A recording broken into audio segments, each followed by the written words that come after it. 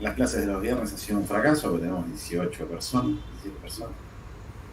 Habíamos arrancado con el triple.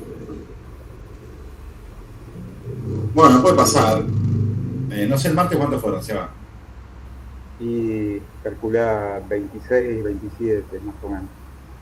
Bueno, no está tan mal entonces, ¿no? Porque hoy es viernes y el martes está el titular de cátedra, lo cual es razonable que haya más interés. De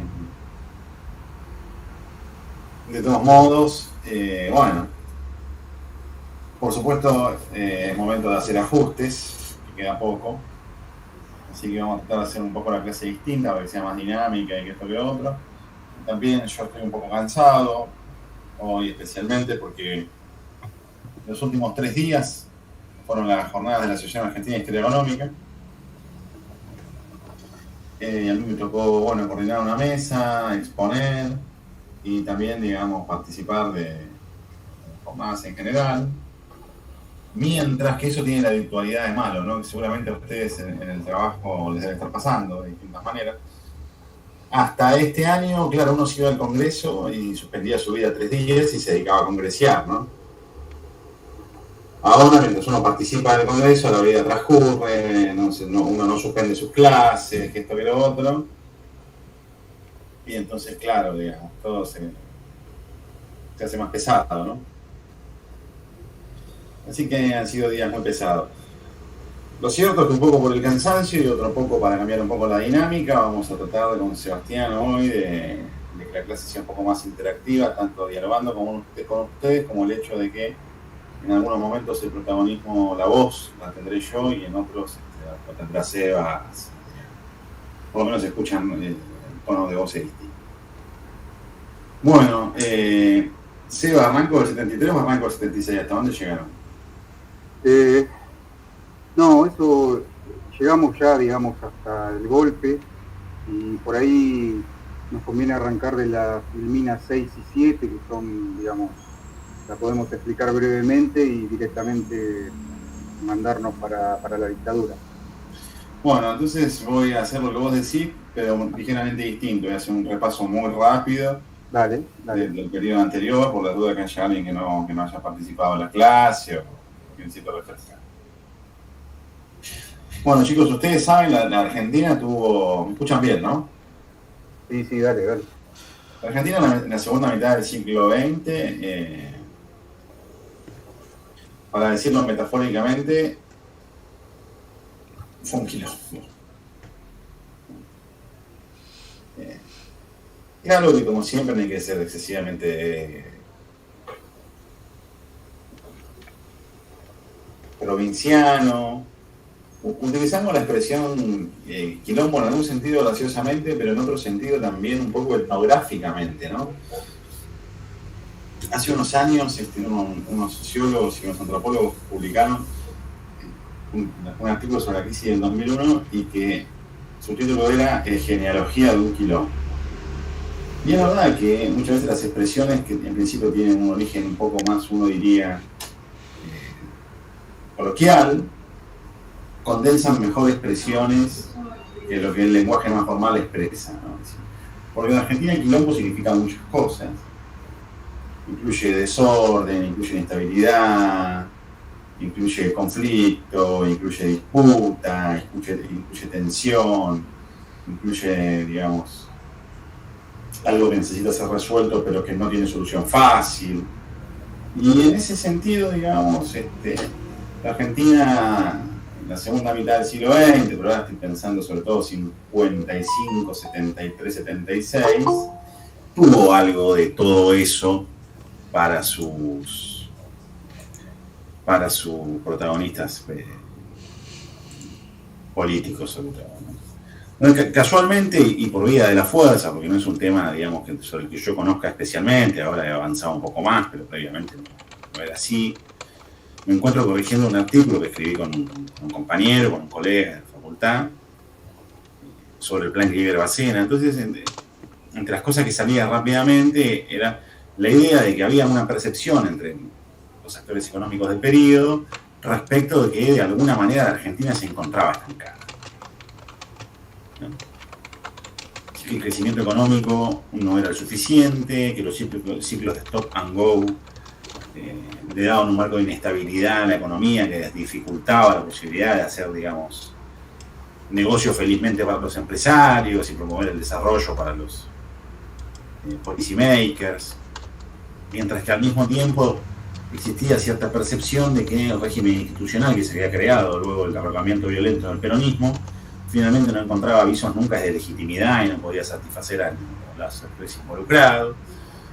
Y al mismo tiempo que sucedía todo eso, digamos,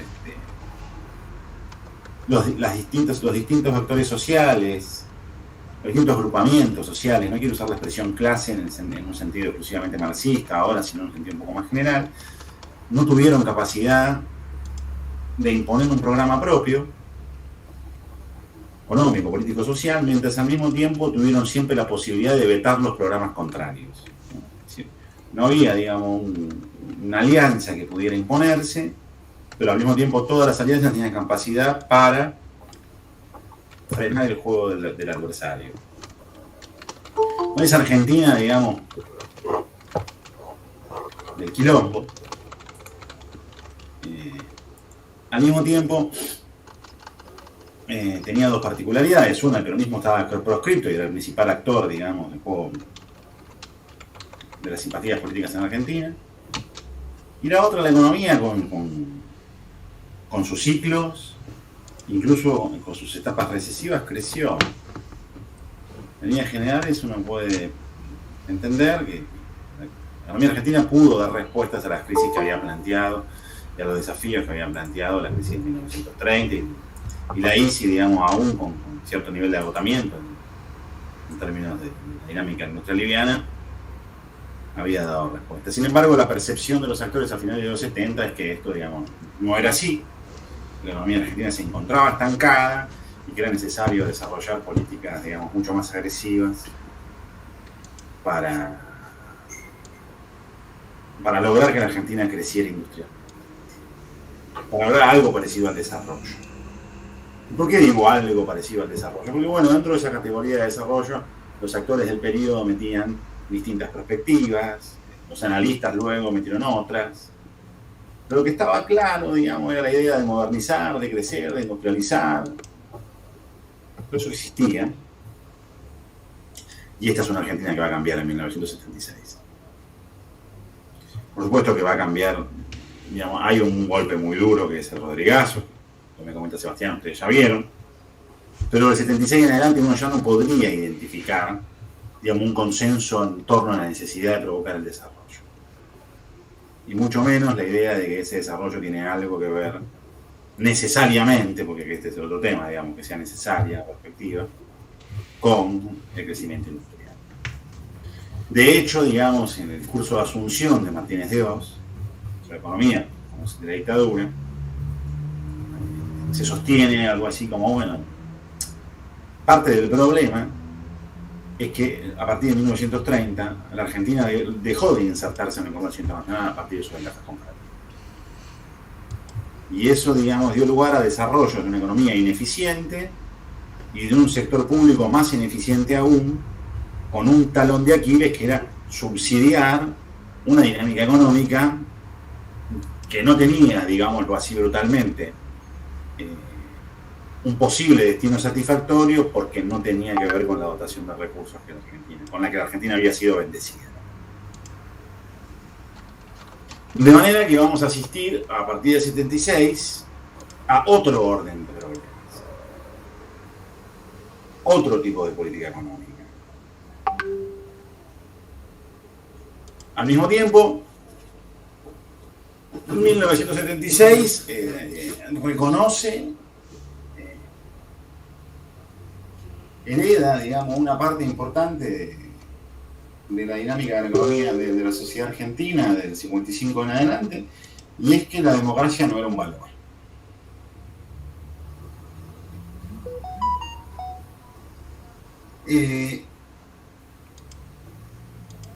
Claro que una cosa es que yo diga que no me gusta la historia y otra cosa que ande secuestrando y asesinando historiadores. Pero lo cierto es que efectivamente, digamos, la Argentina desde el 55 en adelante, uno podría ampliar más la mirada y decir 43 en adelante, o incluso más todavía y decir 1930 en adelante. La sociedad argentina no dirimía sus conflictos necesariamente a través del uso de las urnas, ni todas las prácticas del juego político eran democráticas. Claro que tanto la naturaleza como la envergadura de lo que la última dictadura realizó en términos de atropellos sobre los derechos humanos, sobre las instituciones y sobre, les diría, digamos, los códigos de civilidad que el mundo occidental había desarrollado desde los griegos hasta nuestros días, colocan la situación en otra escala. Hay veces que los problemas son distintos por su naturaleza cualitativa, hay cosas que son cualitativamente distintas, y otras veces las cosas son cuantitativamente distintas. En el caso de la última dictadura tenemos algunos componentes que uno permitiría pensar que son cuantitativamente diferentes y otros cualitativamente distintos. Todos, lamentablemente, para la experiencia de la Argentina moderna, por supuesto, peores.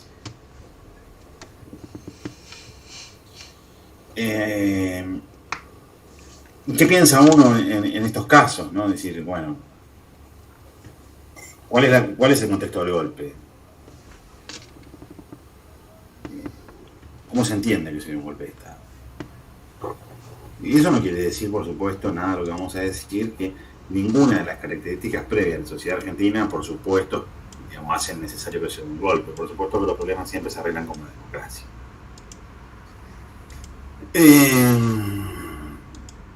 Bueno, había regresado el peronismo en el 73, eso ya lo saben ustedes. El peronismo tenía muchas particularidades, pero una particularidad es que nadie tenía claro qué era ser peronista. O en todo caso, ser peronista significaba muchas cosas. En ese ser peronista significaba muchas cosas. Había, digamos, hubieron grandes confrontaciones al interior del movimiento peronista, tanto en lo que se refiere a la dinámica política y a la dinámica sindical, como en lo que se refiere más integralmente a lo que se conoce como una derecha peronista y una izquierda peronista,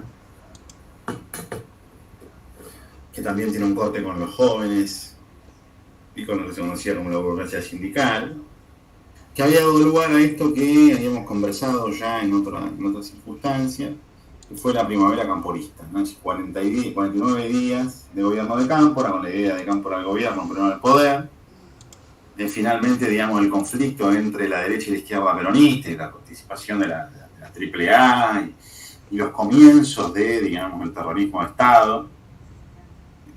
Porque esto también hay que decirlo, ¿no? Digamos, el terrorismo de Estado no comenzó en el 73, en el 76, tampoco probablemente en el 73, pero eso ya, digamos, es harina de especialistas y yo no lo soy. Les recomiendo la tesis doctoral de un amigo y sus artículos, un amigo mío que es de la facultad y somos muy cercanos y hizo muy buen trabajo, se llama Esteban Pontoriero, digamos, y analiza justamente estos temas. Lo cierto es que, digamos, el terrorismo de Estado no piensa en el 76. La presidencia de Perón, por otra parte, fue muy corta, de una persona que había nacido a finales del siglo XIX, que estaba enferma, y que lo que deja es, finalmente su muerte, lo que deja es no solo un vacío político, sino un vacío político en el contexto de una coyuntura especialmente violenta y dramática.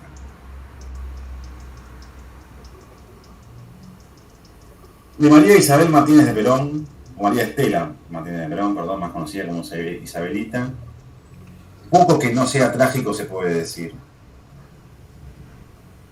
Y por lo tanto poco diré. Pero bajo su gestión se sancionaron, digamos, algunos decretos y leyes, no solo que facilitaron, digamos, la represión violenta de los movimientos sociales, políticos y la clausura de la sociabilidad democrática, sino que también, digamos, se aplicó el Rodrigazo, que fue este fenomenal plan de ajuste que estudiaron con Aníbal y con Sebastián, a partir de los cuales las curvas de la economía argentina muchas veces hacen una B corta. ¿para qué le vamos a dar vuelta? Y esto, digamos, este introito, digamos, tiene sentido hacerlo, ¿por qué? Porque la última dictadura nos interpela muy directamente en términos del discurso de nuestra propia vida, pero también del discurso político. Porque lo que aparece con la última dictadura es parte de la respuesta a ¿la Argentina fue un país rico? Yo creo que uno discute, que fue un debate, por ejemplo, que se dio ayer en la jornada económica. Sí, no, más o menos, a finales del siglo XIX, a principios del siglo XX, pero guarda, porque mirá que a mitad del siglo, J, comparativamente con Latinoamérica. Y es una cosa que nosotros vamos a ver, sobre todo cuando hablemos de Alfonsín. ¿Y cuál fue la respuesta a esa pregunta? No, hay miles, chicos, hay miles. No. Sacando que éramos el granero del mundo. No el discurso de Reta, no el discurso de Reta que éramos el país más rico del mundo. Claro, por eso pregunto que se comparar la Argentina del final del siglo XIX con París del siglo XIX es una cosa que solo puede hacer algunos personajes que tienden a no peinarse. Punto. ¿Se entiende? Juan, ¿me dejás sumar algo? Sí. Para responderle a Agustín. Mirá, respecto a lo que está diciendo Juan, hay algo de lo cual yo mencioné en la clase pasada, que tiene que ver, digamos, cuando se hacen este tipo de debates, en qué momento del tiempo vos haces el corte. Y yo había mencionado de que, por lo menos en mi caso y en el de muchos investigadores, existe un consenso de que hay un antes y un después en esta etapa. Pero también hay gente que te va a decir que el corte, el antes y el después de la economía argentina lo encontrás con el peronismo, o si te vas más para atrás en la década del 30. Sí, lo que habías dicho. Sí, es decir, la segunda presidencia. ¿Cómo? Y los 14 también. Claro, depende todo desde qué lugar vos te pares, y aparte en ese tipo de debates también suele haber una comparación que es bastante tirada de los pelos para juzgar esta etapa que va, suponete, del 30 hasta el 70 y pico, es compararla con la etapa anterior. Y estamos hablando, Seba, también, sí, para agregar a los intercambios, decirles, chicos, que no solo que lo que dice Seba es cierto, sino que hay que agregar también que para algunas etapas, digamos, la Argentina no puede compararse con Gran Bretaña, con Francia a finales del siglo XIX, eso por supuesto, ¿no? Pero al mismo tiempo, además, no tenemos indicadores duros. Para otras etapas, además, tenemos indicadores duros. Lo vamos a ver en la introducción de la clase que se corresponde con Alfonsín, con el alfonsinismo, y vamos a ver que antes y después de la dictadura, medido con el PBI ponderado de los países de América Latina, la Argentina antes de la dictadura estaba muy por encima, y después de la dictadura estaba por encima, pero ya no tanto. Es decir, comparativamente, antes de la dictadura, la Argentina, comparado con América Latina, digamos, competía en la Libertadores. O competía en la Champions, para hacer una metáfora muy fuerte. Después de la dictadura, tenía equipo fuerte hasta semifinales de la Libertadores. ¿Se entiende? Antes de la dictadura, cada tanto peleábamos la Intercontinental. Esa sería un poco la metáfora. Y ahí hay un quiebre. Y ahí tenemos datos del PBI duros que se pueden comparar. Es un quiebre. Y el quiebre está en el 75. Claro, pero aparte, digamos, todo este raconto viene también colación, básicamente como para que también se den cuenta de que no todas las cosas han sido siempre iguales a sí mismas.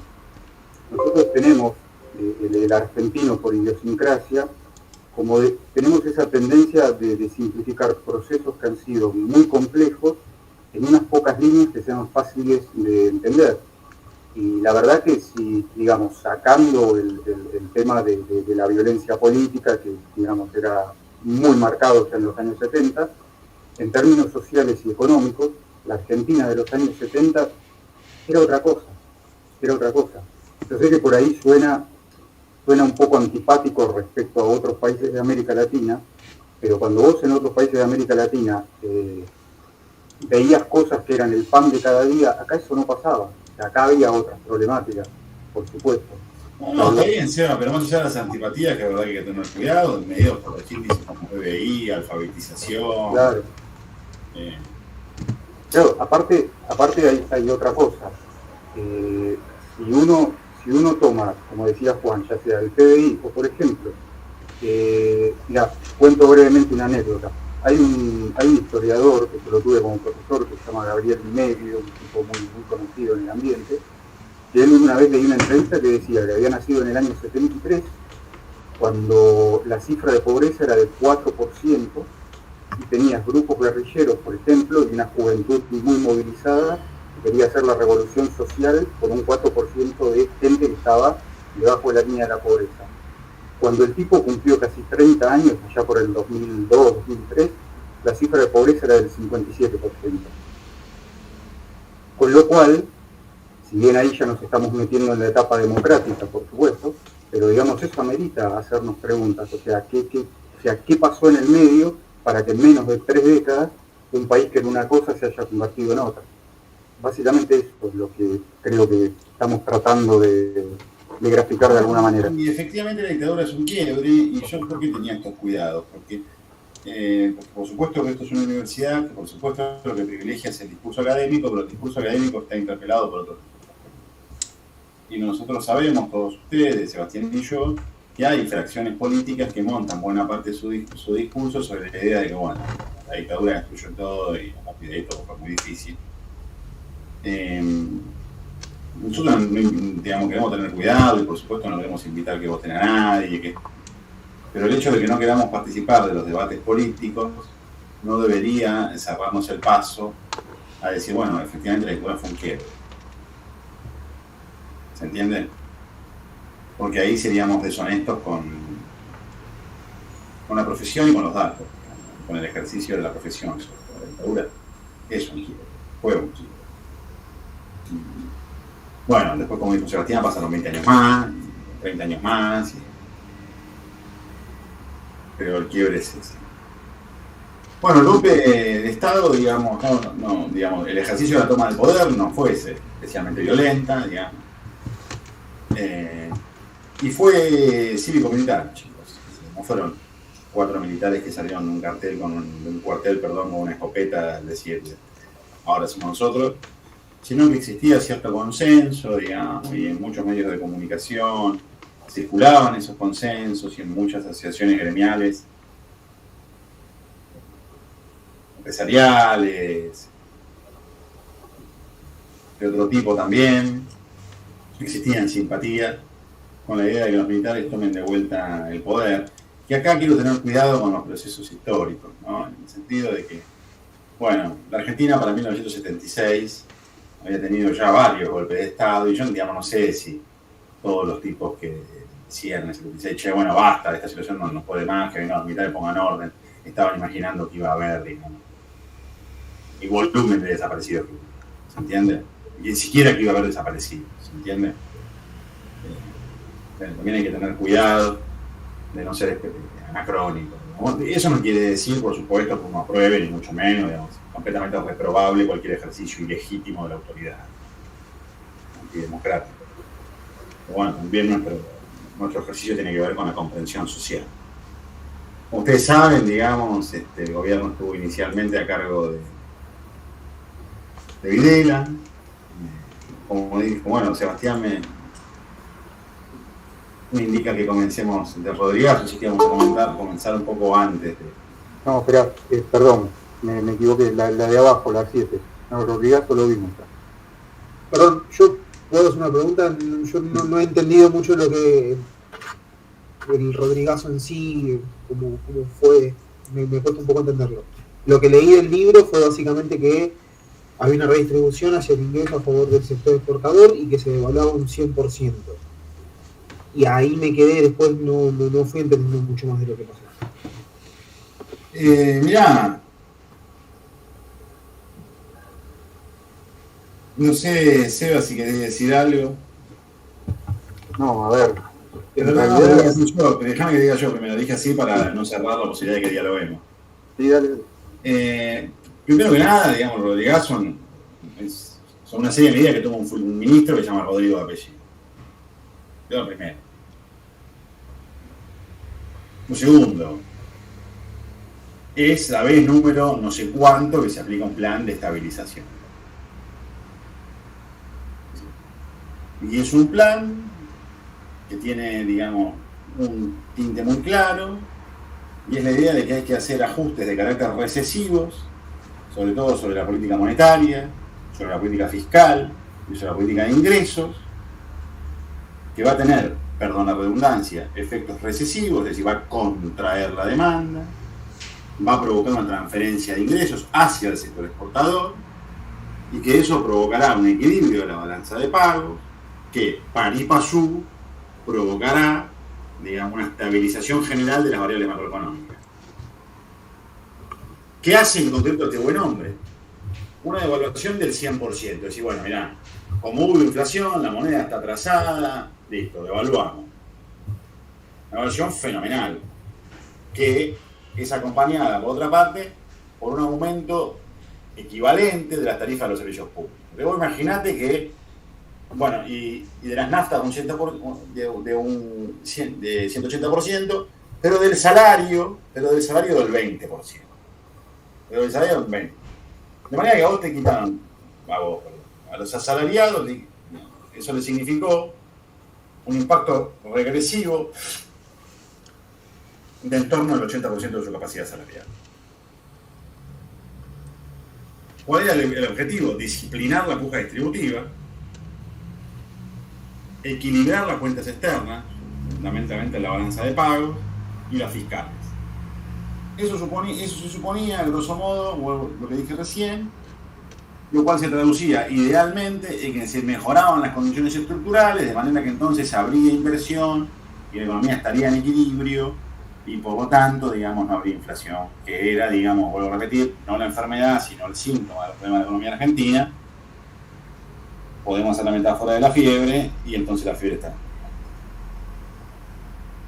Eso lo que provocó fue una depresión fenomenal del mercado interno, lo cual supone que cuando dice depresión del mercado interno significa que cierran, digamos, se despide gente, cierran fábricas, cierran talleres, no hay trabajo.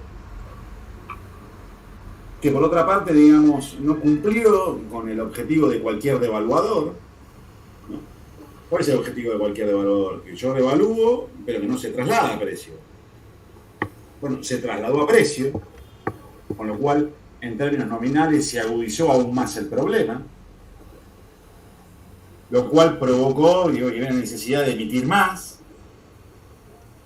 se profundizó el déficit fiscal, básicamente porque no había actividad económica, por los efectos recesivos sobre la actividad económica, al punto que había 12,4 de déficit del PBI, un volumen, digamos, difícilmente medible, graficable. Y eso se tradujo, por ejemplo, bueno, no solo que es la B corta que le hablábamos con Sebastián, sino que da lugares, por ejemplo, va a dar una situación estructural. Uno, ¿por qué dice, digamos, primero huelga contra el peronismo? Porque dice que hay una fractura definitiva ya. En términos políticos es una fractura definitiva. El peronismo más radicalizado, digamos, más asociado a políticas, digamos, de promoción del estado de bienestar, se enfrenta decisivamente con el área más técnica y más conservadora del peronismo. Más técnica en el sentido de que son los funcionarios que están en el gobierno y que los se conoce como la derecha. El enfrentamiento ya sabía. Sería más o menos la de izquierda contra derecha dentro del peronismo. Así se lo denomina y no estamos categorizando con Sebastián. No, simplemente repasando un poco porque, a ver, diciendo lo que vos decías era, bueno, el ala izquierda sería lo que comúnmente se dice como que el primer peronismo tuvo como su estructura en los sindicatos. Este sería como la primera huelga general y es donde, como bien decías, se fractura esto un poco. Es simplemente eso, estaba pensando. Lo que yo estoy diciendo es que la fractura es previa, solamente que acá, digamos, ya sale sangre por la herida, digamos. Okay. Luego de eso hay una sucesión de ministros, Bonini, Cafiero, Mondelli, que tratan de hacer lo que pueden.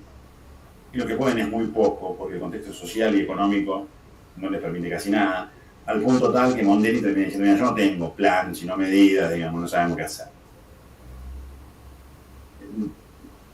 tanto fue el impacto que ni los propios empresarios cumplieron, digamos, bueno, sobre esto se ha discutido mucho, cumplieron las proscripciones del plan, porque los aumentos finalmente salariales fueron mayores a los que se preveían las medidas.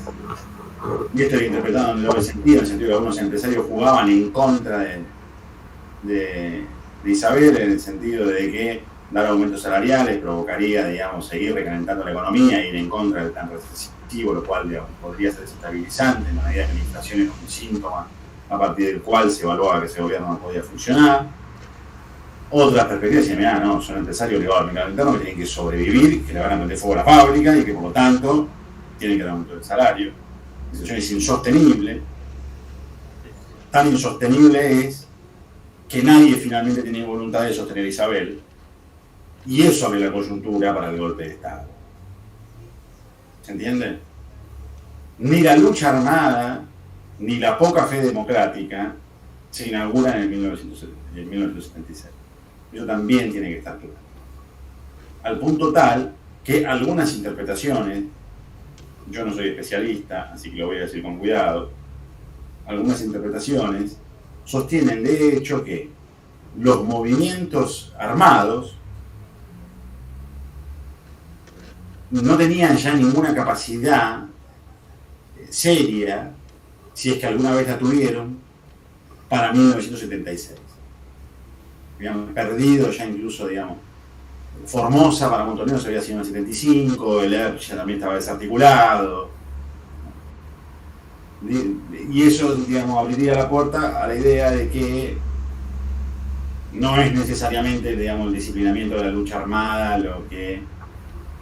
Otras interpretaciones, por supuesto, sostienen lo contrario. En realidad, cuando se llama de los dos demonios, digamos que hay militares proclives a hacer, digamos, uso ilegítimo de la violencia para imponer condiciones, y por otro lado, movimientos sociales que están dispuestos a utilizar las armas para imponer las suyas, y que para ninguno de los dos la democracia, digamos, era la arena válida para resolver los conflictos. Lo cierto es que yendo hacia lo que a nosotros nos interesa, un poco más directamente, hay que decir primero que Martínez de Oz, el primer ministro de Economía, digamos, el ministro de Economía que uno asocia finalmente con el último Saleman, pero el que uno asocia con la dictadura es Martínez de Oz, de hecho es el que dura mucho más, y por cuál es su contexto internacional, cuáles son sus ideas. Lo primero, digamos, es el quiebre de Bretón. Un quiebre que también ya había heredado el peronismo.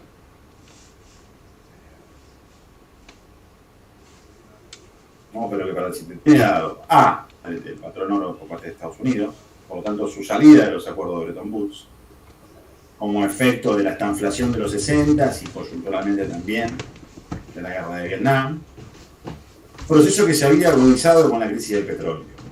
Y acá anoten mentalmente crisis del petróleo, porque, digamos, la transferencia del sector occidental e industrial de recursos a las economías árabes y exportadoras de materia prima, porque finalmente el petróleo es una materia prima, van a ser un elemento importante de la liquidez que van a tener las economías árabes, que se van a depositar en bancos, sobre todo europeos,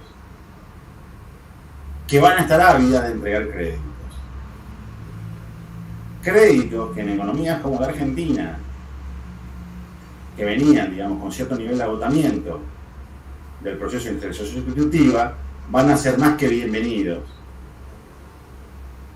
Y ese es parte de la política de endeudamiento, y ahí es parte del caldo de cultivo de la política de endeudamiento que la Argentina va a atravesar a partir de mediados de los 70. Junto con la ruptura de Bretton Woods, lo que cae en el mundo occidental es, digamos, son las políticas keynesianas,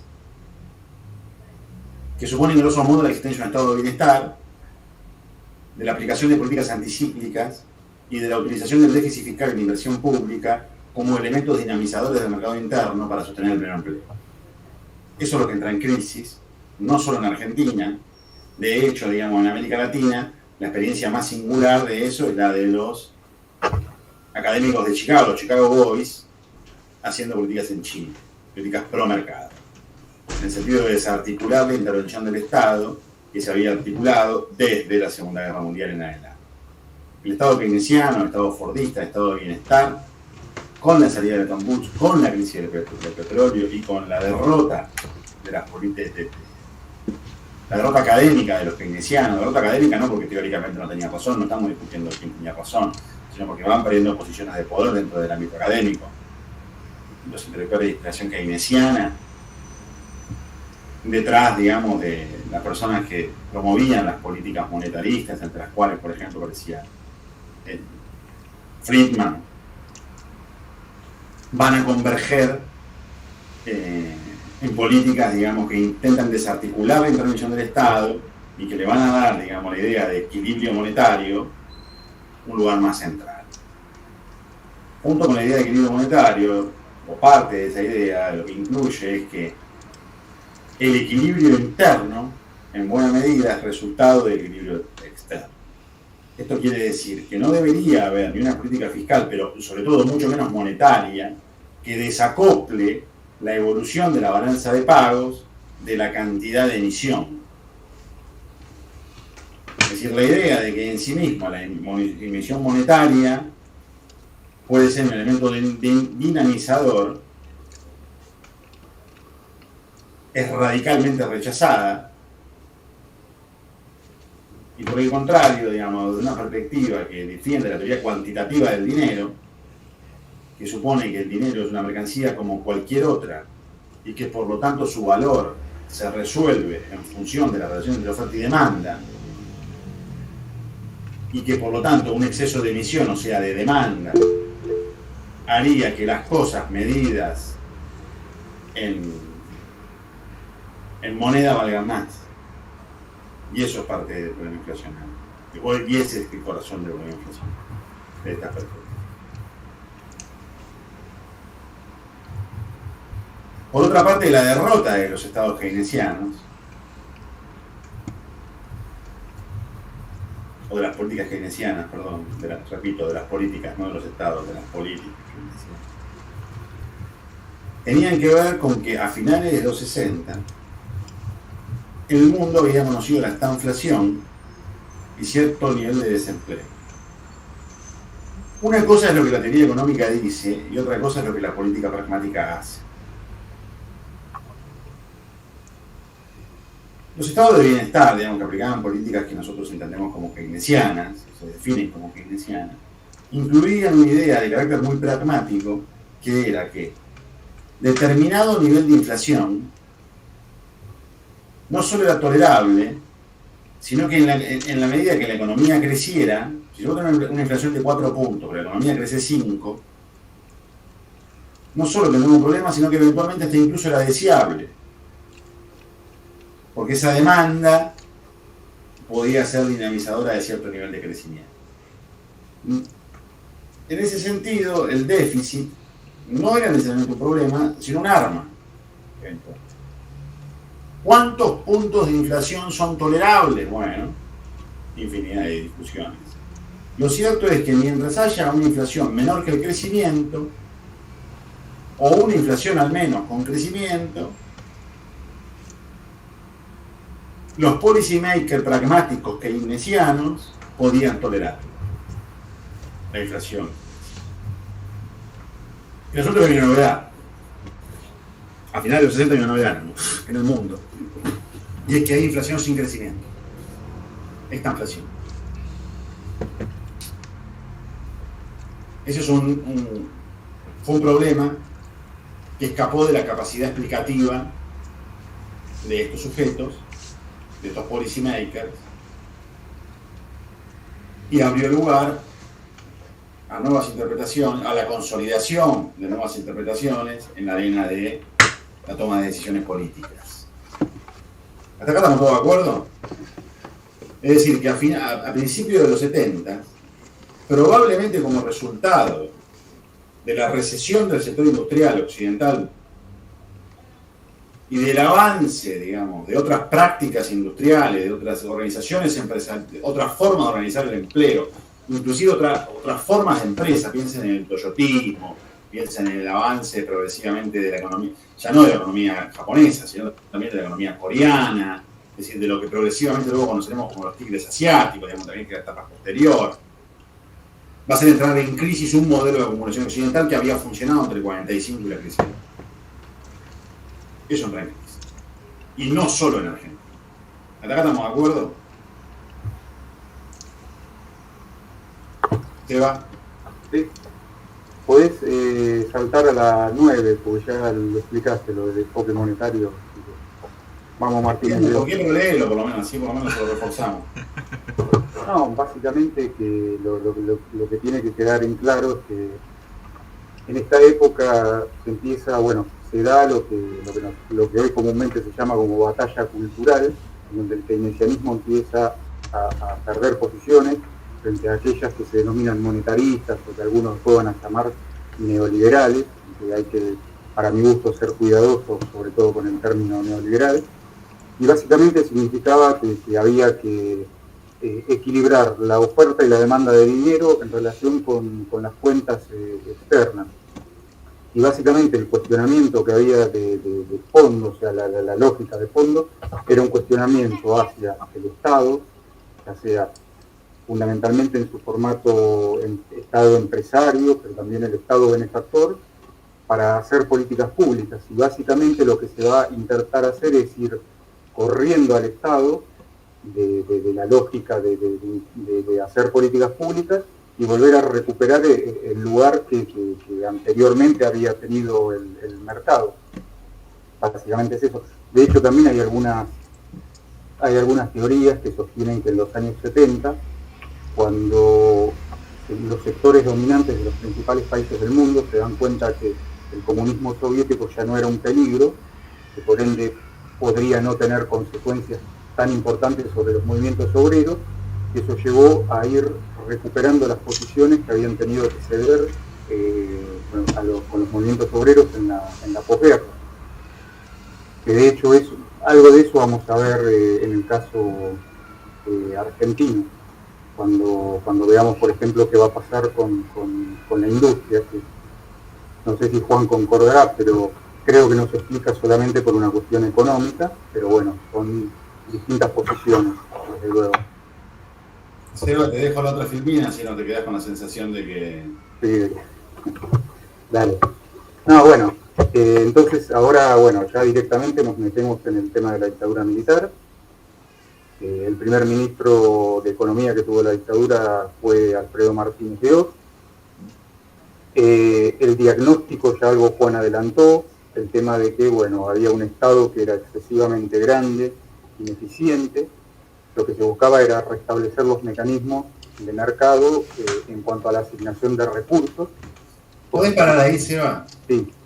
Chicos, todos saben qué significa, digamos, asignación de recursos a través del mecanismo de mercado. Pues nosotros lo decimos así y después no sé. Yo no lo sabía, por ejemplo, en algún momento, ¿no? Como un latiguillo.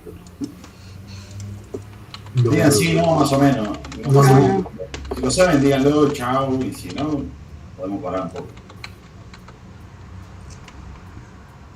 No, profe. Bueno, digan algo, porque yo tengo... No dijimos que no. No. Me espera, digamos, yo qué sé. No dijimos que no. No sé. ¿Sí saben qué significa? No, profe. No. Yo pienso que en la general, sí, es la asignación de los recursos, como por ejemplo el capital, el trabajo y la tierra, con diferentes alternativas para poder Sí. Mi queridísimo Nicolás Quercia, en primer lugar, celebro tu valentía. Bueno. Te tengo que decir que el momento es un poco tramposo, porque, digamos, es tautológico, Nico. O sea, la asignación de recursos a través del mercado significa, digamos, asignar tierra, mano de obra y capital a través del mercado, y tierra, mano de obra y capital son recursos. Sí, fue como lo primero que se me ocurrió. No es que esté mal. El tema es que ustedes saben algo que todos los profesores decimos, pero no hacemos muchas veces. ¿Qué es lo que decimos y no hacemos muchas veces? Sí. Nosotros hablamos 4 horas, como sabemos la materia, vale. Para aprender hay que dialogar. Nosotros podemos decir de memoria y vos te entras por un oído y te sale por el otro. Dialogar implica que yo te frene y te diga, che, escuchame, eso es medio tautológico. ¿Se entiende? Estamos dialogando, no tenés por qué tener la verdad, no tenés por qué pegarla. no pasa nada. Pero nosotros estamos en la obligación de dialogar con vos porque es la forma en la que pedagógicamente vamos a aprender todos, ¿entiendes? Es verdad que el discurso es repetitivo. Parte del problema es que el discurso económico es tautológico. Eso no es un problema tuyo, es un problema general, es un problema de la teoría muchas veces. Ahora, la idea es que vos tenés un conjunto de recursos. Que la Tierra es un recurso, básicamente. No el planeta es un recurso. Tierra, digamos, de ahí, es una mercancía que es escasa, que es irreproducible a voluntad en términos iguales, ¿no? Es decir, no hay una parcela de tierra exactamente igual al lado y no se puede generar eso, por las condiciones naturales del suelo. El capital y el trabajo que sí se mueven y que uno más o menos puede reproducir la voluntad, porque digamos, si bien no todos los tipos son iguales, porque si mira, tocar el botón nada, y el tipo tocar el botón igual. ¿Se entiende? Y el capital, digamos, que es trabajo acumulado, pero no consumido, transformado en maquinaria o en su dimensión dineraria para comprar cosas.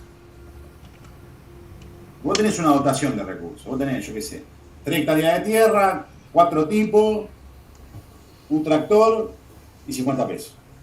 ¿Qué hacés? ¿Quién lo distribuye? ¿El Estado? Bueno, si te escuchara alguien que considera que lo tiene que distribuir al mercado, se infarta. O sea, justamente lo que tienen que entender es que, digamos, esa categoría lo que esconde es una disputa fundamental y es, la economía es producción, consumo y distribución. Ok.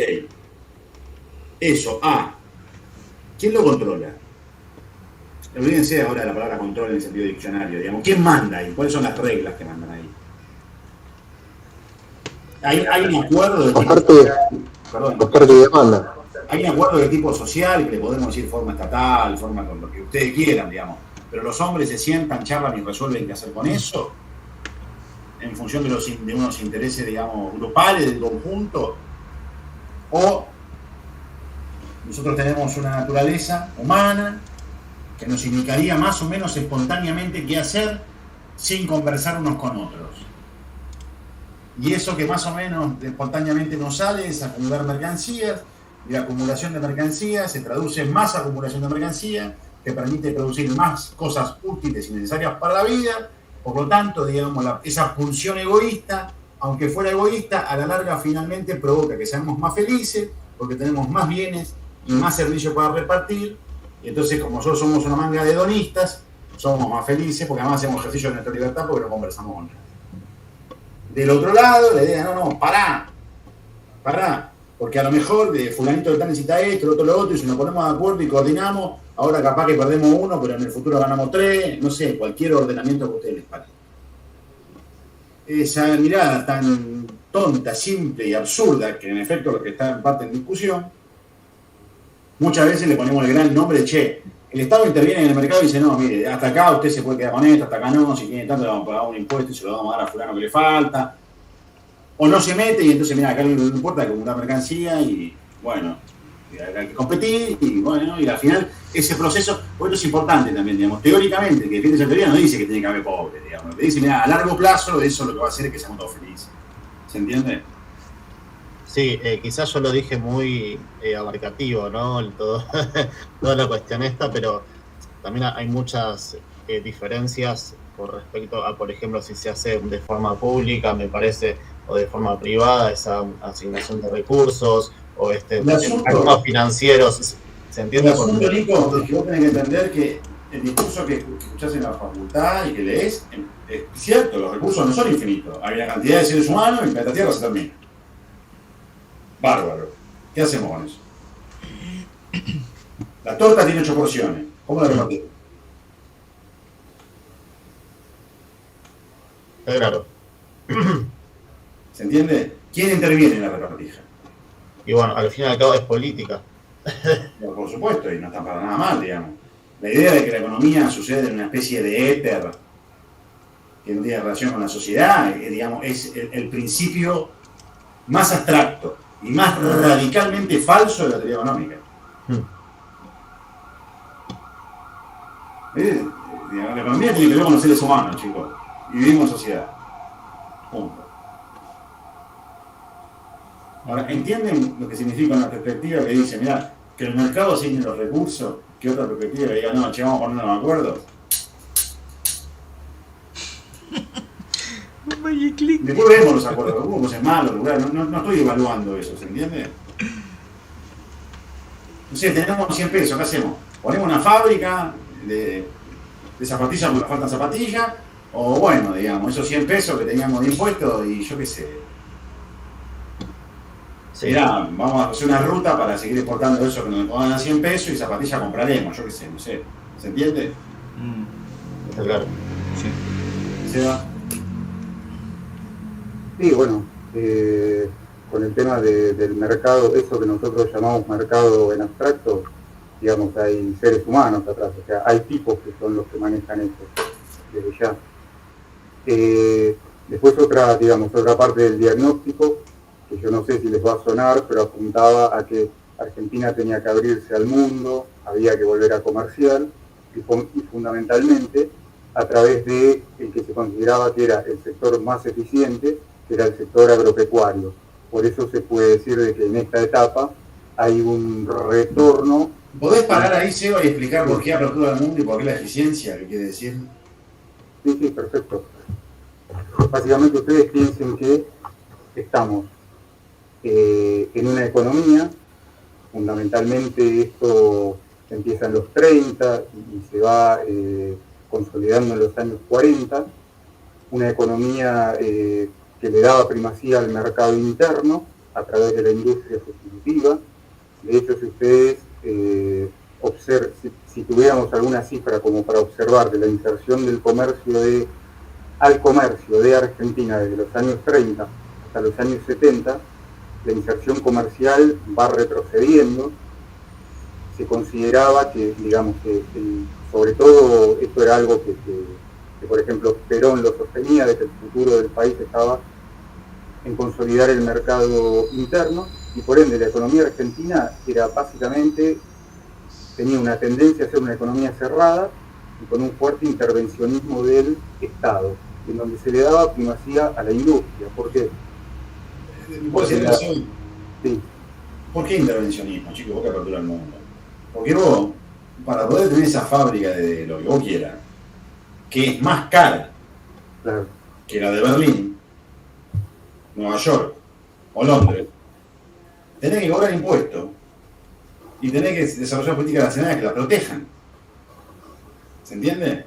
Tenés que impedir de alguna manera que ese producto entre en su precio más barato al menos. ¿Se entiende? Porque si entra en su precio más barato, la tuya, que es más cara, quiebra. ¿Se entiende? Sí. Sí, aparte hay que tener en cuenta también que la industria era el sector que generaba, grosso modo, hasta un cierto punto, porque después va a ser superada por el sector servicios en los 60, pero generaba muchos puestos de trabajo.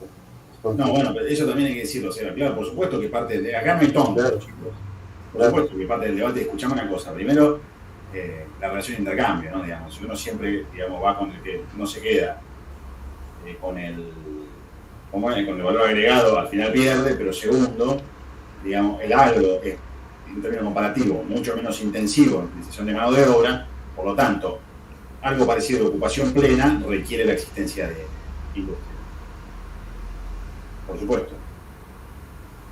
Acá no hay tonto de ninguno de los dos lados. De ninguno de los 150 lados, pero yo estoy diciendo dos por decir dos. ¿Se entiende? Del otro lado tampoco hay tonto. Che, escuchame, si yo exporto agro, entra en divisa y no es necesario emitir de marca, ¿verdad? Porque tenemos un montón de divisa. Ok, sí, está bien, pero si yo no grabo nada y no protejo otros sectores, no tenemos empleo. Chicos, estoy exagerando, respondiendo de perspectiva, ¿se entiende? Sí, se va, por favor. Sí, claro. De hecho al sector agropecuario, nosotros ya hemos visto que desde fundamentalmente los años 50, los años 60, se le ha prestado atención. En los años 60, de hecho, el agro despega, pero básicamente cuando por ahí uno observa, digamos, en el largo plazo las políticas que se han aplicado antes de este golpe militar, la primacía la tenía la industria. Ahora lo que se apuntaba era decir, bueno, ¿cuál es el sector más eficiente que tenemos? El agro. ¿Qué se buscaba con eso? Justamente, generar divisas. Pido. Sí, dale. Perdón, Seba, que estoy molesto, pero bueno, vamos a dar que la clase sea productiva para los chicos. Dale. ¿Qué quiere decir eficiencia, chicos? Aprovechar al máximo los recursos. No.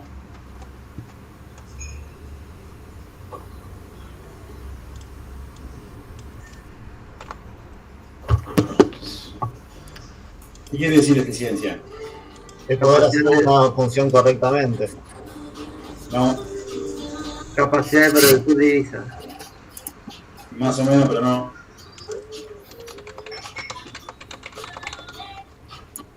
¿Quién está escuchando ahí? Britney Spears, algo por eso. Eficiencia quiere decir que yo sea más barato en el resto del mundo, chicos. La Argentina es hipercompetitiva porque hace mejores productos y más baratos que los demás en el agro, porque tiene los recursos naturales que tiene, en industria. Y los alemanes son, digamos, más eficientes que nosotros en industria y menos en el agro. Entonces, es de interés del agricultor alemán que se proteja el ingreso de exportaciones agrarias a Argentina, porque son más baratos y mejores, y en esa lógica es de interés del industrial argentino que se proteja la producción argentina. Esto ustedes lo vieron, digamos, meridianamente con los debates. Yo te dije ventaja comparativa. Tiene que haber una ventaja comparativa, claro, y ustedes lo vieron meridianamente con los debates de veces de verano en la historia económica y social general. Ahora más de uno de ustedes tendría que decir, claro, y mirá todo lo que estoy aprendiendo, y yo que decía que no me gustaba la historia, y que para qué quería saber la historia yo si a mí me importaba mucho. ¿Entienden lo que está de fondo? Eso significa eficiencia. Después sí, es verdad, todo lo demás también es cierto, digamos. Yo trabajo en una carrera de administración y no hay la misma eficiencia que eficacia, por supuesto, la utilización plena de los recursos, un punto de equilibrio, todo eso también es verdad. Pero cuando uno habla de esta dimensión de la política económica, está diciendo, che, ¿en qué somos más baratos nosotros internacionalmente? ¿Qué podemos nosotros producir que nos llevan dólares y que no tengamos que hacer nada más que venderlo? Porque somos bárbaros en eso. Porque nos tocó en suerte ser bárbaros en eso. Quiero decir, en suerte la dotación de recursos naturales. ¿Y eficacia qué es? No, bueno, estudié administración, yo qué sé, eso se llama historia económica. Y a eso lo digo yo así brutalmente porque es tarde de noche y trato de hacerme gracioso. Pero no es menor, chicos, porque nosotros podemos aportarles a ustedes en su formación si respetamos su expertise. Ustedes tienen un montón de docentes hiperformados en administración que les van a enseñar las categorías y los conceptos específicos. Que nosotros tocamos de costado porque somos curiosos, porque somos estudiosos y porque nos importa enseñar bien, pero que no somos especialistas. Y que además de eso somos respetuosos. Nosotros respetamos las otras disciplinas y respetamos a nuestros otros colegas. Por eso muchas veces ni Aníbal, ni Sebastián, ni yo nos metemos en cuestiones técnicas de otras áreas. ¿Se entiende? Porque además siempre cabe la posibilidad de que nosotros, al no ser expertos, estemos equivocados. ¿Se entiende?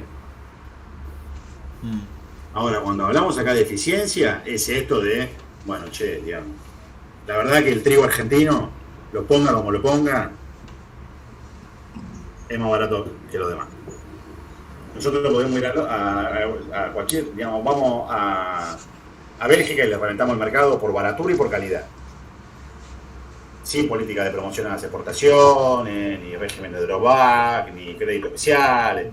No, porque nuestros recursos naturales lo permiten. ¿Se entiende? Que esto tenía que ver con otras cosas que nosotros vimos que se tienen que ir preparando para el final, que por ejemplo no pasa con Estados Unidos, porque Estados Unidos también es un productor de productos de alimentos de clima templado, y por lo tanto los productos argentinos, digamos, compiten directamente con la producción local norteamericana. Sí, Seba, no quería molestar, claro, quiero que piensen estos conceptos lo que está de fondo. Claro, y aparte donde se va a notar esa orientación económica es que, adelantándonos un poquitito, en el año 78, se van a eliminar fundamentalmente retenciones, impuestos a las exportaciones, o sea, los tipos van a poder exportar y no le van a cobrar ningún impuesto. Ustedes ya hemos visto la relación que existe entre los precios internacionales y los precios locales, sobre todo de bienes que se consumen mucho en el país. Las retenciones son un impuesto justamente que se ha utilizado para poder de alguna manera morigerar la suba de los precios que a veces se da en el mercado internacional, porque digamos los precios tienen muchos vaivenes, por supuesto, y en el caso de la industria se van a ir levantando algunos aranceles proteccionistas. Pero bueno, por ahora la dejo ahí picando. La cuestión es que, ¿cuál era el objetivo que tenía el equipo económico? Y primero, lograr la estabilidad de precios, que era fundamentalmente frenar la inflación. Seba, ¿corrí la femina sin querer? No, está perfecto. Está perfecto. Recuerden que en el año 75, después del Rodrigazo, la inflación pasó del 40 en el 74 al 185%. O sea, era tremendo el nivel de inflación que había. Después lo que se iba a buscar, una vez que se pudiera controlar la inflación, era hacer que la economía creciera. Y cuando acá en la femina dice distribución razonable, o sea, digamos, leyendo la letra chica, básicamente lo que se iba a hacer era una redistribución regresiva del ingreso en contra fundamentalmente de los trabajadores. Ahora bien, el tema es cómo se hizo, o sea, qué fue lo que se empezó, qué medidas se empezaron a aplicar.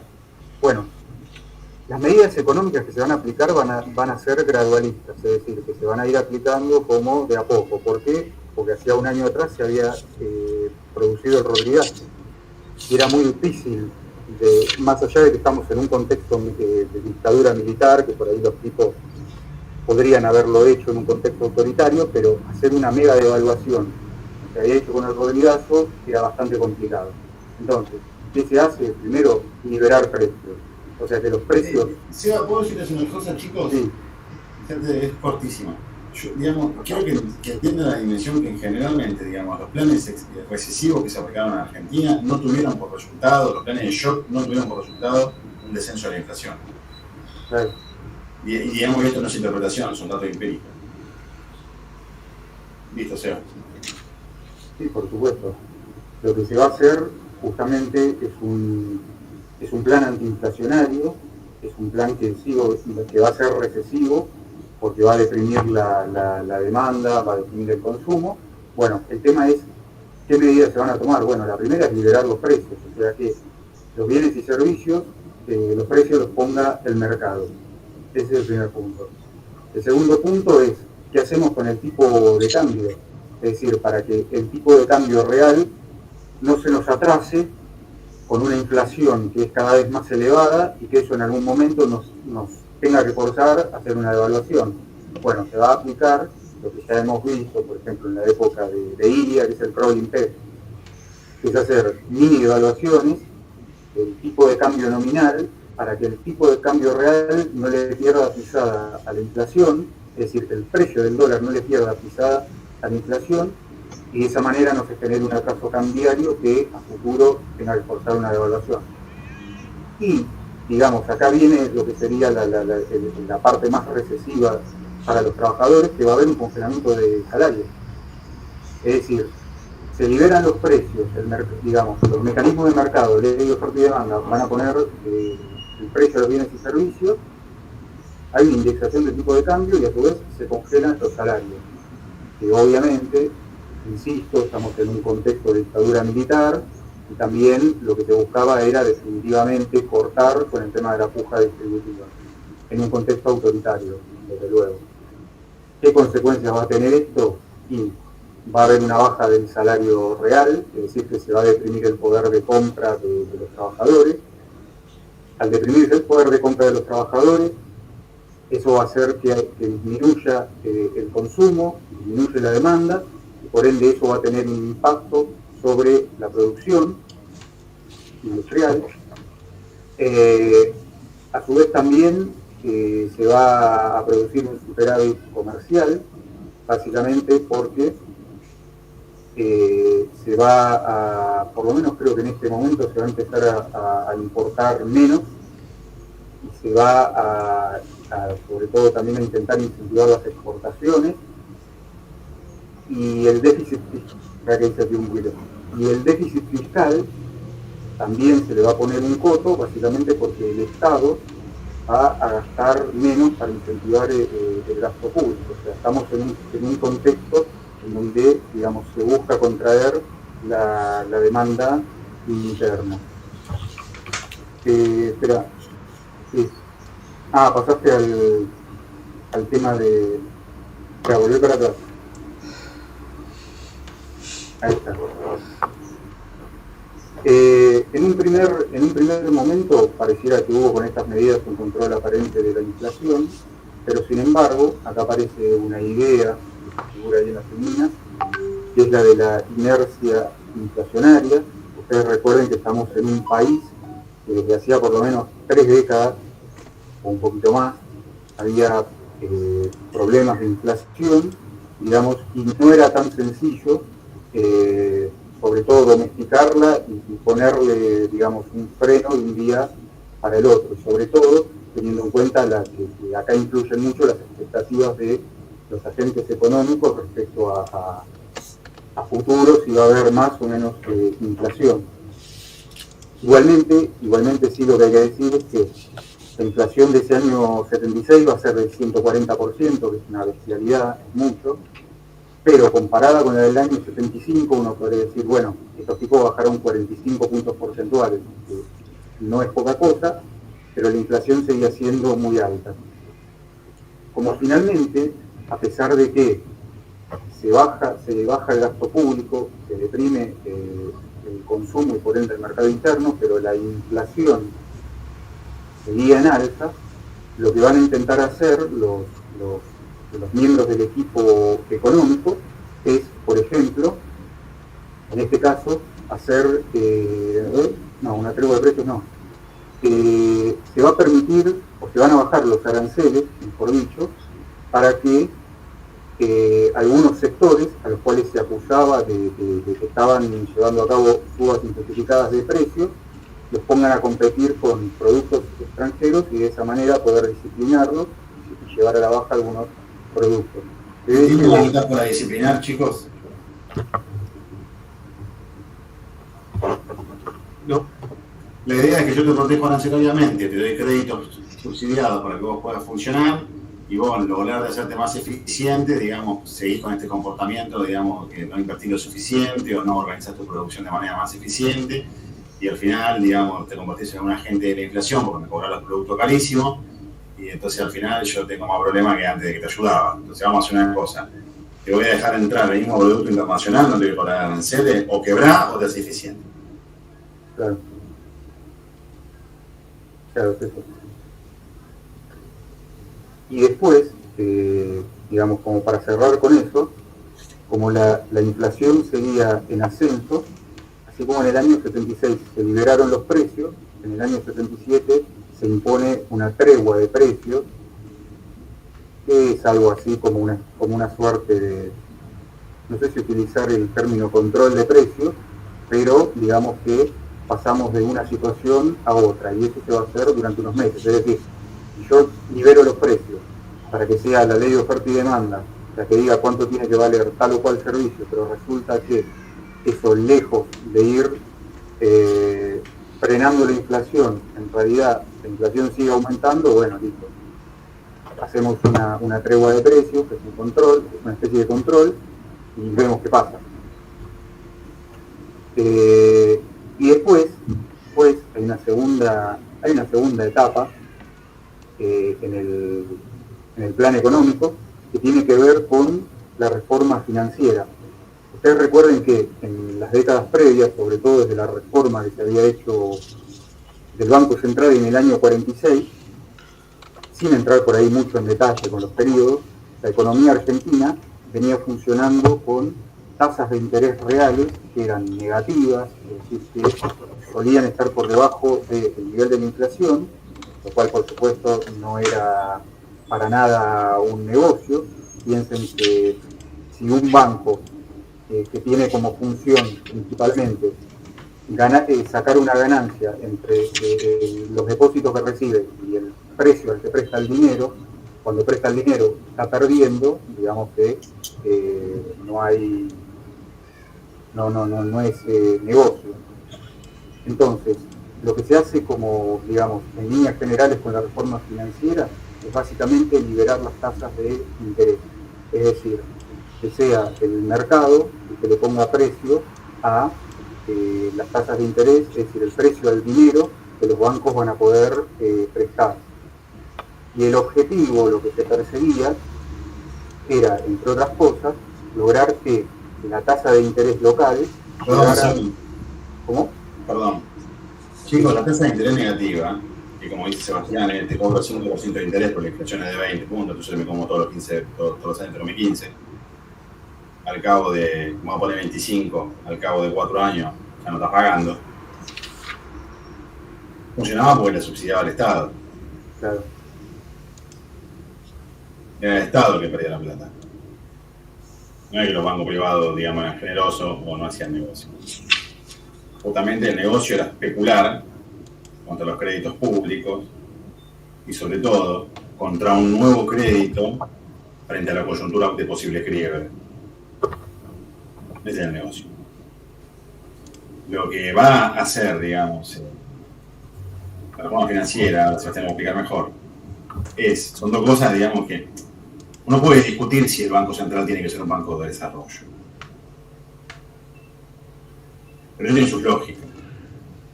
Lo que va a hacer el banco, o si no tiene que serlo, y también tiene sus lógicas.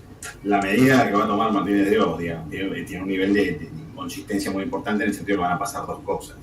Se va a liberar la tasa de interés, o sea, el Banco Central va a dejar de regular la tasa de interés, el mercado la va a poner.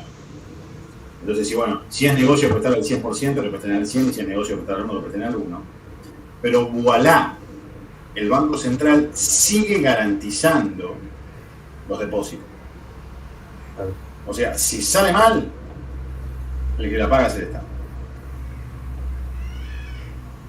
Se dice Adolfo. Sí, digamos, básicamente para que se entienda mejor lo que acaba de decir Juan, supónganse que hasta esa época uno le pedía prestado 100 pesos al banco y la tasa de interés, según esto lo mencionan los autores en el texto, era de menos 57%, o sea, el banco en el mismo momento que te prestaba el dinero perdía 57 pesos y el resto vos esperabas que viniera un golpe inflacionario que licuara esa deuda, con lo cual uno terminaba pagando monedas respecto a lo que tendría que haber pagado si la tasa de interés hubiera sido positiva. Ahora, como también decía Juan, el Banco Central, que es el Estado, va a seguir garantizando el tema de los préstamos, es decir, si llegaba a suceder algo, el Banco Central se iba a hacer cargo. Por lo general ustedes saben que si el Banco Central, que actúa como prestamista de última instancia, tiene que empezar a salvar a un banco, a otro y a otro, bueno, eso por lo general se suele hacer emitiendo dinero. Pero bueno, no nos vamos a adelantar. La cuestión es que el Banco Central garantizaba esos préstamos, pero a la vez existía un bajo control de calidad sobre las entidades bancarias. Y en esta época, gracias a que las tasas de interés van a ser altas, inclusive en algunos casos van a estar iguales o por encima de la inflación, ¿qué hacía eso? Y básicamente, por un lado, si yo tengo un billete en el bolsillo, la tasa de interés es igual o supera la inflación, la podía meter en un plazo fijo, entre otras cosas, para ganarle a la inflación. Por eso es que en esta etapa el porcentaje de depósitos se va a incrementar.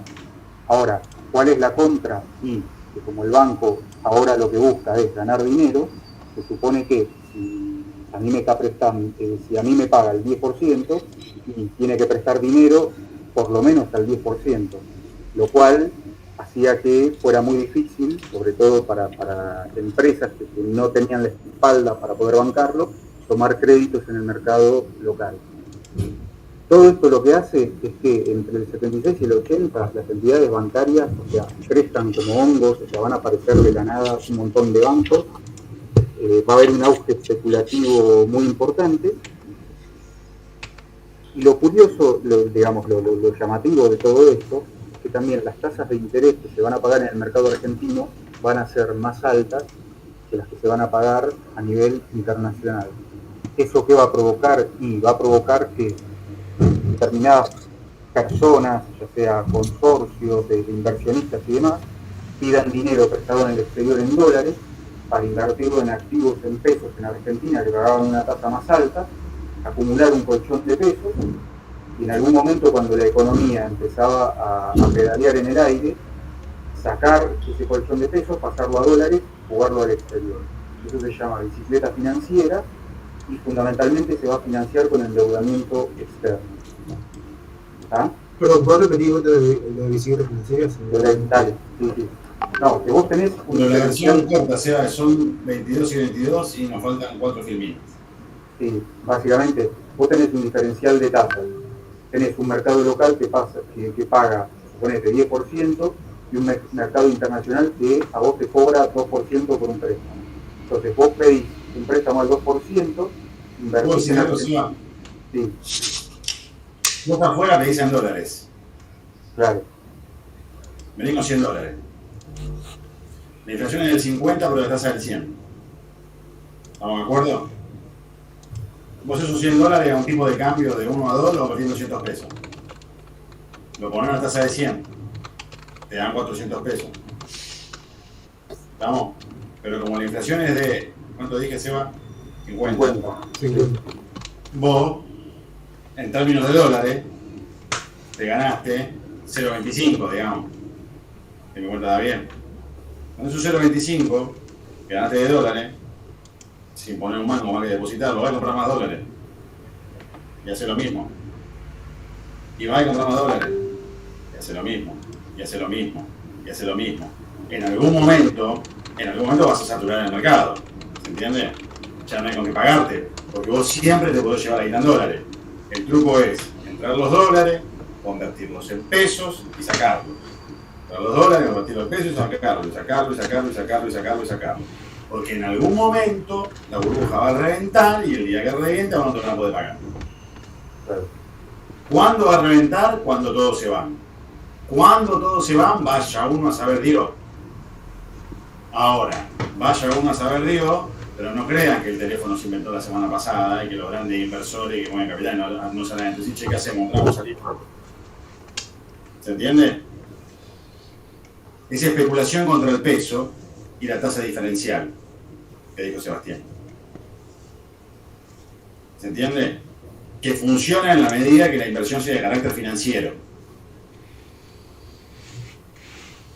¿Estamos de acuerdo? Ahora, si todos están jugando contra eso y por lo tanto ningún depósito se convierte en un crédito para máquina o nuevas instalaciones, al final lo que tenés es una burbuja financiera fenomenal que no podés sostener. Y un proceso de valorización financiera, la ganancia es tenerla depositada en los bancos especulando contra el precio y la tasa diferencial. ¿Se entiende? Dale, Seba.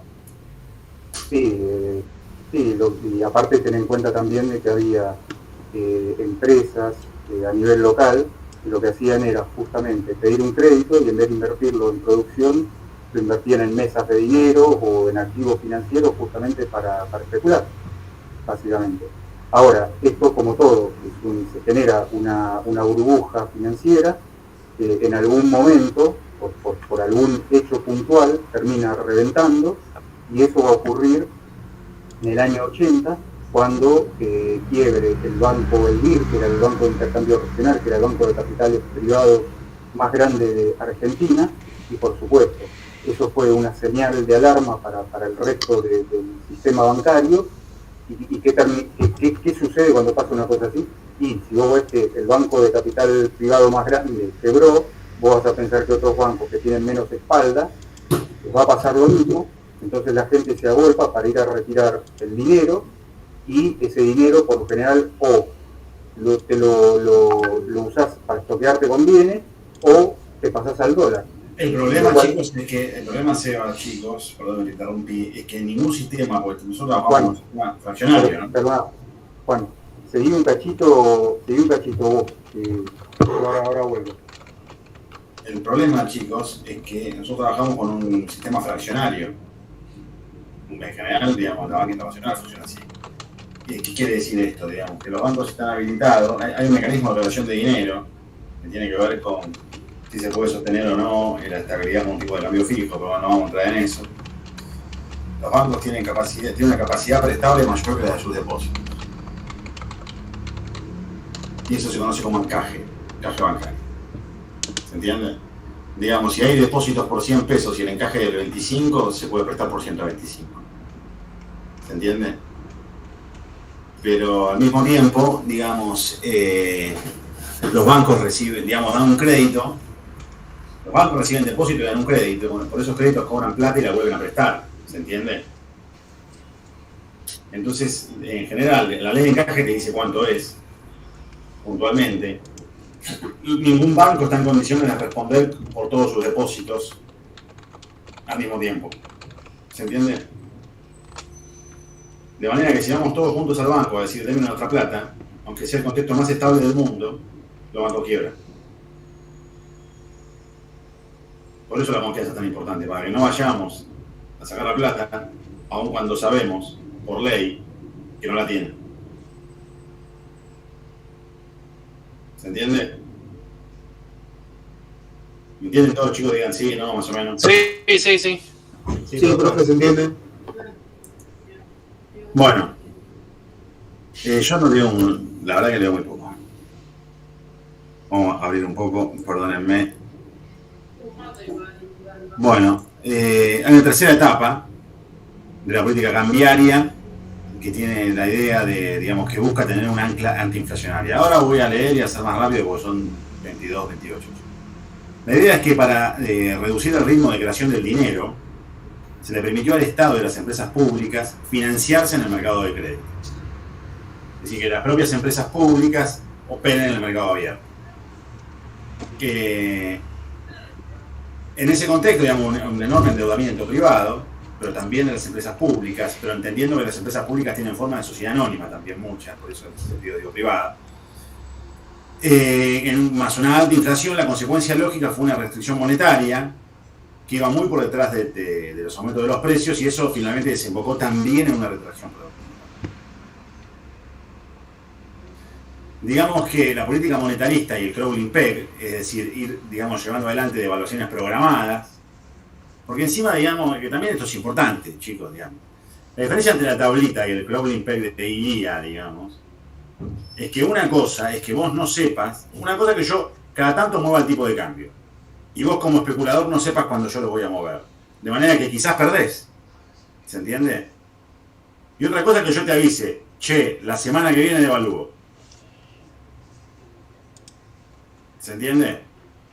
Si por un lado eso podría tener una idea, digamos, más o menos que uno podría asociar a, por lo menos a cierta coherencia ideológica, en el sentido de decir, bueno, ok, mirá, tenemos un problema inflacionario fenomenal, ese problema inflacionario tiene que ver con un atraso cambiario, lo tenemos que arreglar, pero no puede ser de golpe. Entonces vamos a hacerlo por parte. Tenemos un atraso del 100, bueno, vamos a ajustar 4 veces a 25. Vamos a hacerlo en enero, en junio, en agosto y en diciembre. Bueno, eso puede ser, digamos, si ustedes quieren, en términos teóricos, relativamente honesto, digamos, no creo que sea el caso en el que estamos estudiando, pero no importa, podría ser en términos teóricos relativamente honesto y practicable en términos prácticos. Eso desata, digamos, una especulación fenomenal. ¿Se entiende? O sea que la idea de la tablita, de un programa de devaluaciones y de indexación general de los precios pautados, lejos de, digamos, llevar adelante un régimen, digamos, gradualista que terminara por hacer converger la inflación local con la internacional, bueno, lo que provoca, digamos, un auge especulativo. Agudiza este proceso del que veníamos hablando. Al mismo tiempo,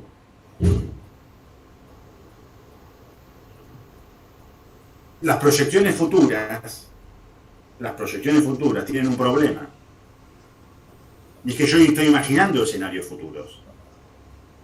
Pero esos escenarios pueden no corresponderse esos escenarios proyectados por mí pueden no corresponderse con lo que efectivamente pasa. Y usted dice, ¿este tipo de qué me está hablando? Digamos, ¿qué se hace el economista? No, yo soy historiador y me gusta la historia. El asunto es que el aumento del precio del dólar terminó estando cerca de un 60% por debajo de lo que el dólar efectivamente aumentó. ¿Se entiende? La proyección de la tablita, además de generar este fenómeno especulativo, digamos, no poder, además de todo eso, también quedó el atraso cambiario. ¿Se entiende? Digamos, uno puede decir, en la política económica uno siempre puede, digamos, utilizar la metáfora de si me tapo la cabeza, me tapo los pies. En el caso de la tablita, ni te tapaste la cabeza ni te tapaste los pies. Claro, digamos, esto abre discusiones más generales, por supuesto que Sebastián y yo no nos vamos a meter, y es, digamos, el nivel de ingenuidad de los policymakers. Digamos, uno cuando deja de ser ingenuo y lo hace intencionalmente. ¿Se entiende? Por supuesto no nos vamos a meter, no tenemos ninguna evaluación al respecto que hacer, pero hay que decir, digamos, que en la dictadura los casos de corrupción, sí, no existe. No me quiero meter. ¿Estamos de acuerdo? También hubo una apertura comercial. Porque acá, ojo, porque hay algo que es importante decir también, digamos. Yo creo que hay que reponer, en algún sentido, digamos, también la relación que hay entre inspiraciones teóricas y prácticas políticas. Ese es el punto. Y la verdad que uno tiene derecho a creer que están bien las políticas liberales y que están bien la inserción de la economía argentina en la ventaja a través de la ventaja. En ese sentido, chicos, yo no diría, creo que no es honesto decir, digamos, Martínez de Oz tenía un programa antiindustrialista porque no le gustaba la industria. Sino más bien que el colorario, digamos, de la apertura comercial, de la inserción de la Argentina a través de sus ventajas comparativas, el colorario de eso era el desmantelamiento del sector industrial. ¿Se entiende? Más que la idea de, digamos, una desindustrialización intencional, digamos, como maliciosa, quiero decir. Porque incluso uno puede encontrar algunas políticas de promoción sectorial, en el caso de Martínez de Oz, a la industria, digo, y también de estímulos a la eficiencia. Y, digamos, independientemente de las consecuencias sociales que las políticas de Martínez de Oz dejaron, y insisto, digamos, siendo absolutamente reprobable participar de una dictadura de cualquier tipo, también es importante decir que hay derecho a ser liberal, a ser marxista, a ser keynesiano, a que te guste el chocolate o a que te guste la crema, ¿se entiende? Lo importante que nosotros tenemos que aprender es que hay una relación entre perspectivas teóricas y prácticas políticas, ¿se entiende? Que privilegian algunos unas cosas y otros otras. Bueno, pues cada uno evalúa cuál cree que es más conveniente para el destino de su vida y sobre eso nosotros no tenemos nada que decir. Por supuesto, digamos que una apertura comercial supone, entre otras cosas, las bajas de las retenciones que se habían, digamos, aumentado especialmente, sobre todo a partir de la gestión de Cris Barbacena, ustedes ya lo conocen, que van a terminar desapareciendo. Es decir, bueno, si usted exporta agro, no tiene exportaciones. Esto, por supuesto, que se tradujo en un fuerte aumento de las exportaciones agrícolas,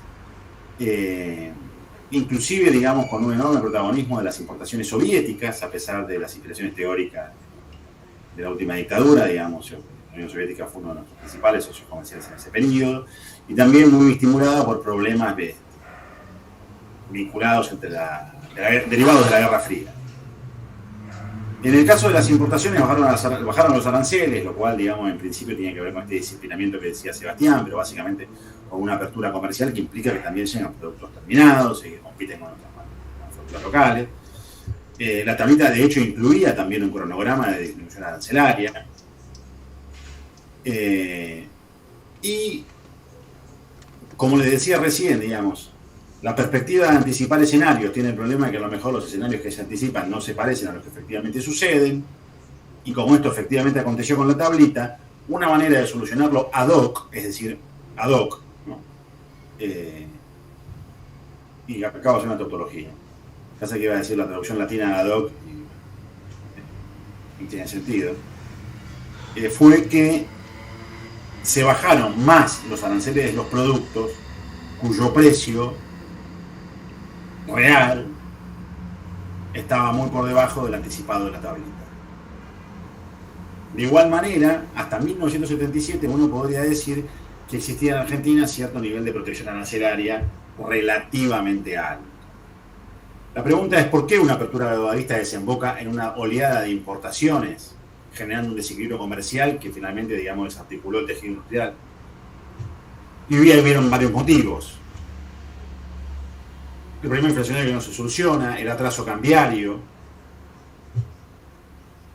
el dólar barato,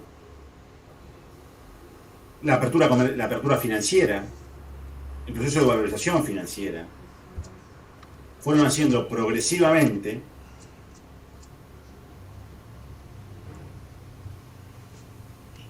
que fuera, digamos, altamente conveniente importar. ¿Cuál es la situación económica para 1980, digamos? La Argentina, ¿cómo está en 1980?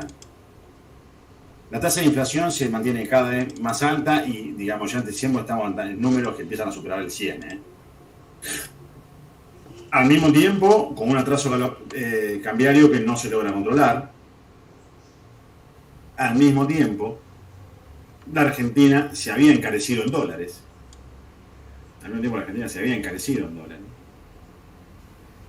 La balanza comercial vuelve a ser deficitaria, otra vez por un aumento de las importaciones, ahora de productos terminados, pero importaciones al fin. También del turismo, digamos. El retraso cambiario, ustedes saben, facilita las vacaciones en Miami y en Brasil. La Argentina no había logrado una reactivación productiva, entre otras cosas por los altos costos financieros para las empresas. Y finalmente hay otro tiro de gracia internacional, que es la segunda crisis del petróleo en Irán, que nuevamente vuelve a provocar una transferencia circular de recursos y una inflación mundial estimulada por los precios de los productos industriales.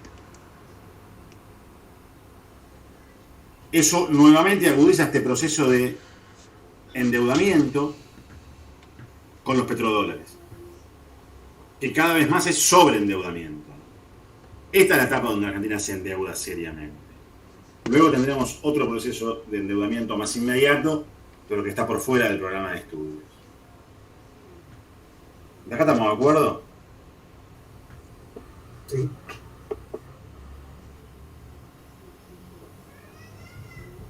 El título de decadencia del proceso es demasiado metafórico porque yo creo que nunca no fue decadente, digamos, lo cual no sé si tuvo una decadencia. Pero bueno, estamos en un contexto ampliamente negativo, al principio de los 80, digamos, hay una crisis bancaria, un atraso cambiario, una realidad importadora, hay déficit fiscal, fuga de capitales, hay recesión, déficit fiscal y déficit comercial, hay un problema de deuda externa pública y privada que cada vez es más alto, hay antiinflación. No sé, digamos, la idea de que la gestión tenía algo bueno, no sé dónde está. Para el 81 la tablita deja de existir, se vuelve a devaluar, se evalúa un 10%, digamos, no hay reservas, casi no hay reservas. Hay una crisis económica, una crisis política, digamos, vamos a enfrentarnos progresivamente a la guerra de Malvinas y al mismo tiempo, digamos, a la nacionalización de la deuda externa privada. No se olviden que Cavallo nacionalizó la deuda externa privada, si mi memoria no me falla, en el 82, ¿no se va? Sí, en el 82. Sí.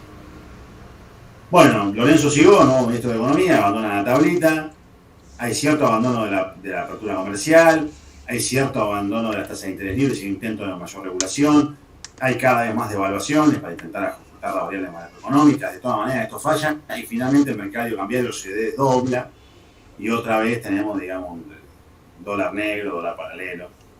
Finalmente Alemán intenta una política de desregulación, de desinflación y de desestabilización de la economía, un programa, digamos, uno diría ultraliberal, digamos, que implica, digamos, inclusive una recesión, pero que tiene un problemita que es que la Argentina está en guerra con Malvinas, entonces, digamos, ese plan, con cualquier plan hubiera sido impracticable. El balance político, económico y social del proceso incluye la idea, en primer lugar, que se estatizó la deuda externa privada, deuda de particulares. Hubo un proceso de concentración empresarial, hubo un proceso de oligopolización de la economía. Hay progresivamente una crisis de deuda externa cada vez más grande que en el 82 explota con la crisis de deuda mexicana, y la Argentina va a enfrentar también el problema conocido como crisis de deudas soberanas.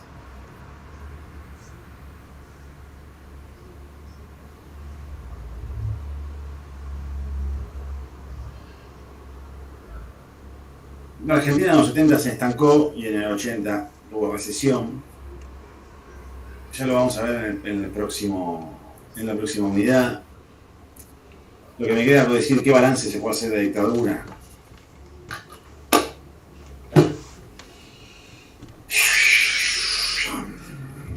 Fue una pesada herencia, en serio. Esa fue una pesada herencia, ¿verdad? La Argentina estaba destruida, en el 83 la Argentina estaba destruida. Sobreendeudada, una guerra social y políticamente destruida, institucionalmente completamente destruida, corrompida. Bueno, Alfonsín hereda verdaderamente una pesada herencia. Y finalmente, ¿qué decir, chicos? No hay mucho más. Uno puede agregar hasta el infinito y al mismo tiempo siempre se queda corto y al mismo tiempo siempre piensa que todo ya está dicho, ¿no? Si ustedes quieren, en verdad, lo que acontece es que la Argentina era un país hasta el 75 y será otro a partir del 83, y que, como dijo Sebastián, uno puede tomar distintos puntos de corte, pero si toma como punto de corte la segunda mitad del siglo XX, acá está la B corta. Acá está la B corta, chicos. En casi cualquier indicador que uno mire, pobreza, desocupación. Bueno, en fin. ¿Alguna pregunta?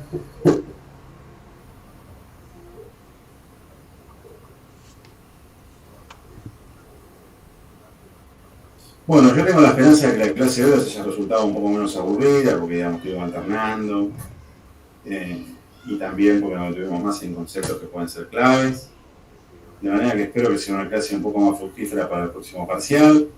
Recuerden siempre leer los textos, recuerden siempre que con la clase no alcanza, recuerden siempre que con el PowerPoint no alcanza, y recuerden siempre que con nuestra palabra no alcanza. Nos podemos olvidar, nos podemos equivocar, nos podemos confundir. Nuestras clases complementan lo que la bibliografía obligatoria explica. ¿Estamos de acuerdo? Bueno, Seba, yo tengo nada más para decir. No, lo último para redondear, y ya lo liberamos, vos lo mencionamos así muy por arriba, pero retengan el hecho de que gran parte del endeudamiento en los 70 y principios de los 80 tomaron consorcios, empresas, individuos a títulos privados, lo terminaron pasando al Estado. Se calcula que el 70% de la deuda que va a la deuda externa que va a recibir el gobierno democrático fue deuda de privados que se estatizó. Digamos, como para que piensen cuando se hacen sobre todo comentarios negativos sobre el Estado, que el Estado esto, que el Estado lo otro, y la verdad es que fue una estafa, que lo terminamos pagando, lo pagó mi generación, lo pagó la generación de Juan, y nosotros no vimos $1, pero ni de casualidad, de todo lo que hubo.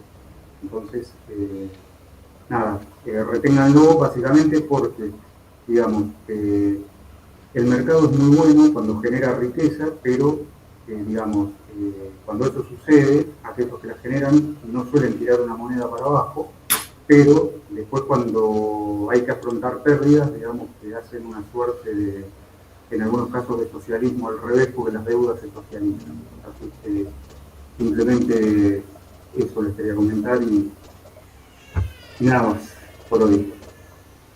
Bueno, muchachos, que tengan un hermoso fin de semana. Yo voy a tratar de descansar. Muchas gracias. Gracias, profe. Chao.